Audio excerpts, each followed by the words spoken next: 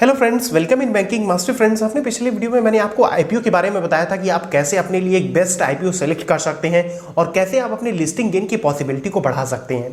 तो अगर अभी तक आपने उस वीडियो को नहीं देखा है तो उसे आप नीचे डिस्क्रिप्शन में जाकर एक बार जरूर देख लें इस वीडियो को देखने के बाद, क्योंकि अभी बहुत सारे आईपीओज आने वाले हैं। आज फ्रेंड्स हम एक बहुत ही पॉपुलर फंड के बारे में बात करेंगे जिसका नाम है एक्सिस मिड कैप फंड। ये फंड जब से लॉन्च हुआ है इसने 17% का रिटर्न दिया है। आज इस फंड का हम डिटेल रिव्यू करेंगे और जानेंगे सब कुछ इस फंड के बारे में कि इसका परफॉर्मेंस कैसा है, इसका पोर्टफोलियो कैसा है, ताकि आपका जो भी डाउट हो इस पर्टिकुलर फंड से रिलेटेड वो सभी खत्म हो जाए कि आपको इस फंड में इन्वेस्ट करना चाहिए या नहीं, या अगर आप इस फंड में इन्वेस्ट कर रहे हैं पहले से ही तो आपको क्या करना चाहिए, बने रहना चाहिए या निकल जाना चाहिए, या नए लोग को क्या करना चाहिए, इसमें इन्वेस्ट करना चाहिए या नहीं, या अगर आप इस फंड में इन्वेस्ट करना चाहते हैं तो आपको कितने टाइम पीरियड्स के लिए इन्वेस्ट करना चाहिए, या अगर आपको एक मिड कैप फंड की तलाश है तो क्या ये फंड आपके लिए बेस्ट है कि नहीं। यानी कि सब कुछ हम जानेंगे आज इस पर्टिकुलर फंड के बारे में। तो आप इस वीडियो को एंड तक जरूर देखते रहें और अगर अभी तक हमारे इस चैनल को सब्सक्राइब नहीं किया आपने तो इसे जल्दी से सब्सक्राइब करके बेल आइकन दबा लें। इस पर आपको म्यूचुअल फंड और स्टॉक मार्केट से रिलेटेड ऐसी ही वैल्यूएबल वीडियोस मिलेंगी। तो चलिए सबसे पहले देख लेते हैं फंड इन्फो को। तो इसका फंड हाउस है एक्सिस म्यूचुअल फंड, जो कि 9th सबसे बड़ा फंड हाउस है एसेट अंडर मैनेजमेंट के मामले में। और इस फंड हाउस के ऑलमोस्ट सभी कैटेगरीज के जितने भी फंड है वो सभी अच्छे हैं। जैसे कि एलएसएस कैटेगरी की अगर हम बात करें तो axis long term equity fund अच्छा है, लार्ज कैप में एक्सिस ब्लू चिप फंड आप सभी जानते ही हैं, स्मॉल कैप में एक्सिस स्मॉल कैप फंड, और मिड कैप में ये फंड पर्टिकुलर ये फंड अपने कैटेगरी में सबसे अच्छा है लगभग अगर हम देखें तो। और मल्टी कैप की बात करें तो मल्टी कैप में एक्सिस फोकस 25 फंड अच्छा है। कैटेगरी है इसका मिड कैप।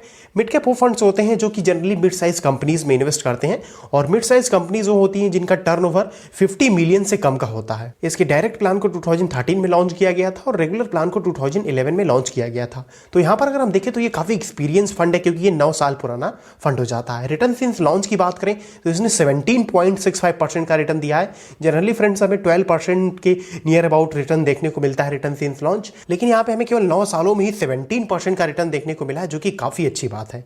ईयूएम की अगर हम बात करें तो ईयूएम इसका 7,000 करोड़ के लगभग है, जो कि ठीक है, बहुत ज्यादा अधिक नहीं है ईयूएम। अगर ईयूएम अधिक होता तो यहाँ पर थोड़ा सा फंड मैनेजर को प्रॉब्लम हो सकता था इस फंड को मैनेज करने में, क्योंकि मिड कैप और स्मॉल कैप फंड्स में जब अधिक ईयूएम हो जाता है तो थोड़ा सा प्रॉब्लम होता है फंड मैनेजर को मैनेज करने में। लेकिन यहाँ पे ऐसा नहीं है, ईयूएम ठीक है। और कुछ फंड्स तो ऐसे होते हैं जब ईयूएम बहुत अधिक हो जाता है तो अपने इन्वेस्टमेंट को ही बंद कर देते हैं, जैसे कि लमसम इन्वेस्टमेंट को बंद कर दिया उन्होंने, या एसआईपी ही बंद कर दिया।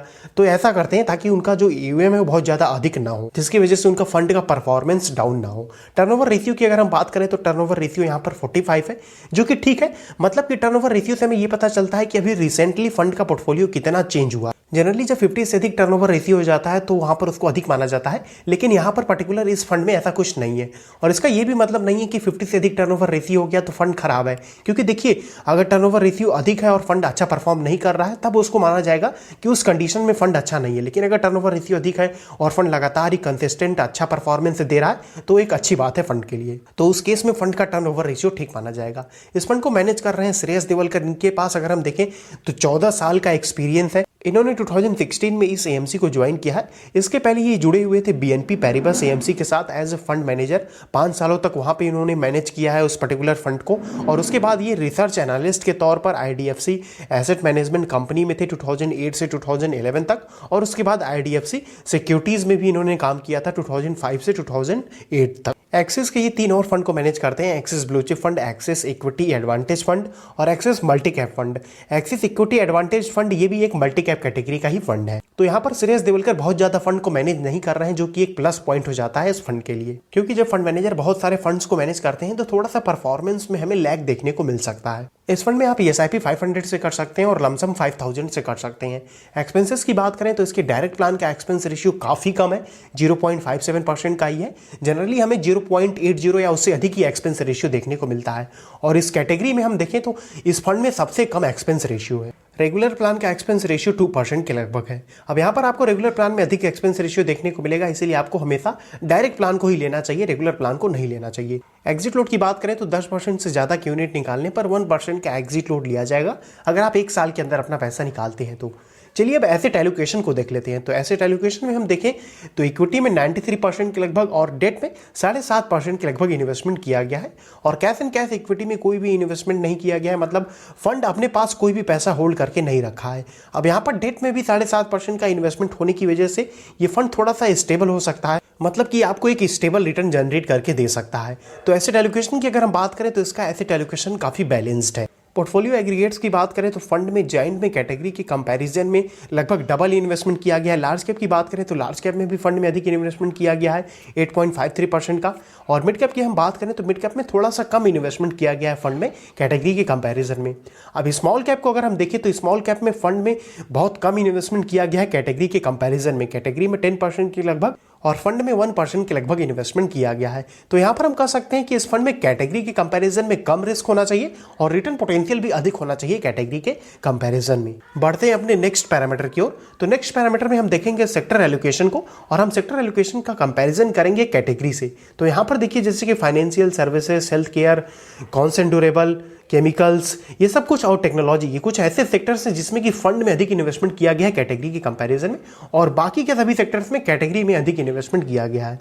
अब फाइनेंशियल सेक्टर की अगर हम बात करें तो फाइनेंशियल सेक्टर का ग्रोथ इंडिया में अराउंड 8.5% की रेट से ये ग्रो करेगा आने वाले टाइम में, और गवर्नमेंट ऑफ इंडिया ने काफ़ी अच्छा इसमें हेल्प किया है इस पर्टिकुलर सेक्टर के ग्रोथ में। केमिकल सेक्टर की ग्रोथ की अगर हम बात करें तो केमिकल सेक्टर का ग्रोथ अराउंड 8% के CAGR के रेट से होगा, ऐसा एस्टिमेट किया गया है। और ये सेक्टर $3.7 बिलियन तक पहुंच जाएगा फाइनेंशियल ईयर 2022 तक। हेल्थ केयर सेक्टर की ग्रोथ की अगर हम बात करें तो ये 16 to 17% के CAGR के रेट से ग्रो करेगा, और ऐसा एस्टिमेट किया गया है कि ये 8.6 ट्रिलियन तक पहुंच जाएगा फाइनेंशियल ईयर 2022 तक। सर्विस सेक्टर की अगर हम बात करें तो सर्विसेज डे बाय डे बढ़ती ही जा रही है, इसीलिए इस सेक्टर का काफी इंपॉर्टेंट रोल है इंडियन इकोनॉमी की ग्रोथ में, और ये भी सेक्टर काफी तेजी से ग्रो कर रहा है। कॉन्सेंट ड्यूरेबल की अगर हम बात करें तो ये 11% के रेट से ग्रो करेगा आने वाले टाइम में, और इसका ग्रोथ फेस्टिव सीजन में बहुत अधिक हो जाता है क्योंकि इसमें इलेक्ट्रॉनिक प्रोडक्ट्स बहुत सारे आते हैं जैसे कि टीवी, रेफ्रिजरेटर और भी सारी चीजें हैं, तो इसीलिए फेस्टिव सीजन में हमें कॉन्सेंट ड्यूरेबल सेक्टर में काफी अच्छा ग्रोथ देखने को मिलता है। टेक्नोलॉजी सेक्टर की अगर हम बात करें तो टेक्नोलॉजी सेक्टर काफी तेजी से ग्रो कर रहा है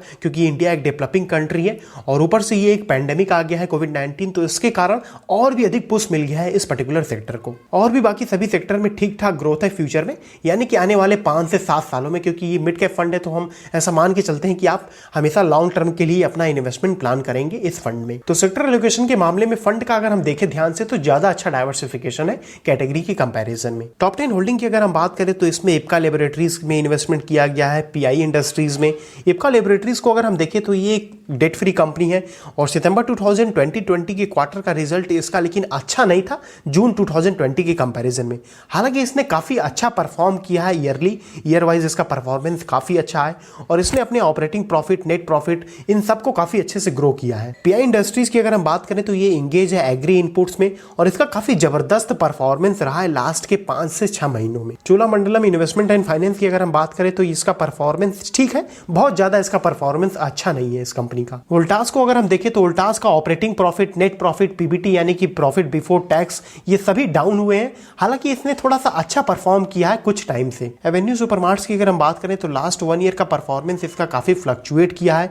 हालांकि इस कंपनी ने अपने डेट को तो कम कर लिया है और अगर हम देखें तो सितंबर 2020 यानी कि अभी जो रिसेंट क्वार्टर क्लोज हुआ है उसका रिजल्ट इस कंपनी का अच्छा है, लेकिन ईयर वाइज इस कंपनी ने अच्छा परफॉर्म नहीं किया है। इसका operating profit, net profit, profit before tax, ये सभी कम हो गए हैं। टाटा कंज्यूमर्स प्रोडक्ट की अगर हम बात करें तो ये इंगेज है बेवरेजेस में और ऑलमोस्ट ये एक डेट फ्री कंपनी है। सितंबर 2020 के क्वार्टर का रिजल्ट इसका अच्छा नहीं है, डाउन रहा है काफी, लेकिन अगर हम देखें तो ईयर वाइज इसका परफॉर्मेंस काफी अच्छा है।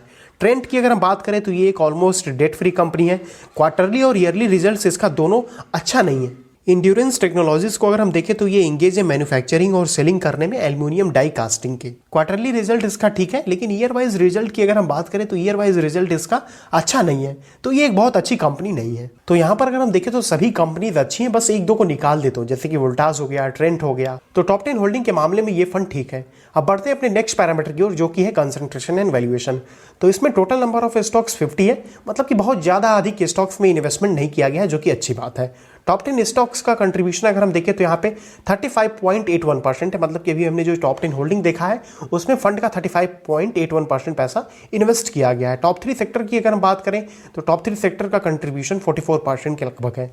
और टॉप 3 सेक्टर्स यहाँ पे कौन कौन से हैं? सबसे पहले यहाँ पे है फाइनेंशियल है, केमिकल्स है और हेल्थ केयर है। मतलब इन तीनों सेक्टर में 44% के लगभग इस फंड का पैसा इन्वेस्ट किया गया है इन तीनों सेक्टर में। प्राइस टू अर्न रेशियो की अगर हम बात करें तो प्राइस टू अर्न रेशियो 31 है, थोड़ा सा अधिक है क्योंकि जनरली 30 से कम रहता है तो अच्छा माना जाता है, लेकिन कोई बहुत प्रॉब्लम वाली बात नहीं है, क्योंकि ऐसा नहीं है कि किसी कंपनी का पी अधिक है तो कंपनी खराब है। इन्वेस्टमेंट स्टाइल की अगर हम बात करें तो इसका इन्वेस्टमेंट स्टाइल ब्लेंड है और ये मेनली मिड साइज कंपनीज में अपने पैसे को इन्वेस्ट करती है। परफॉर्मेंस की अगर हम बात करें तो इसमें सबसे पहले हम देखेंगे ट्रेलिंग रिटर्न को। तो यहाँ पर देखिए जब से फंड लॉन्च हुआ है 2014 के कुछ टाइम पहले तक परफॉर्मेंस बराबर ही रहा है बेंचमार्क के, उसके बाद से लेकिन काफ़ी अच्छा परफॉर्म किया और 2017 आते आते तक अगेन बराबर ही चलता रहा। और अगर हम देखें तो 2019 के बाद से अब लगातार ही परफॉर्मेंस फंड का अच्छा है। तो ट्रेलिंग रिटर्न की अगर हम बात करें तो इसका ट्रेलिंग रिटर्न ठीक है। अब एनुअल रिटर्न को अगर हम देखें तो 2014, 2017, 18 एंड 19 ये 4 ऐसे टाइम पीरियड है जिसमें कि फंड ने काफ़ी अच्छा परफॉर्म किया है कैटेगरी और बेंचमार्क दोनों से। लेकिन अगर 2015 और 16 की अगर हम बात करें तो यहाँ पे परफॉर्मेंस डाउन है। अब लेकिन यहाँ पर अगर हम देखें तो 2018 के टाइम पीरियड में जब मार्केट काफ़ी डाउन हुआ था तो इस फंड ने काफ़ी अच्छा परफॉर्म किया है कैटेगरी और बेंचमार्क के कंपैरिजन में, क्योंकि कैटेगरी और बेंचमार्क ने नेगेटिव में रिटर्न दिया जबकि फंड ने पॉजिटिव में दिया है। ईयरली ट्रेलिंग रिटर्न की अगर हम बात करें तो फंड ने काफ़ी अच्छा परफॉर्म किया है 3 मंथ के टाइम पीरियड में।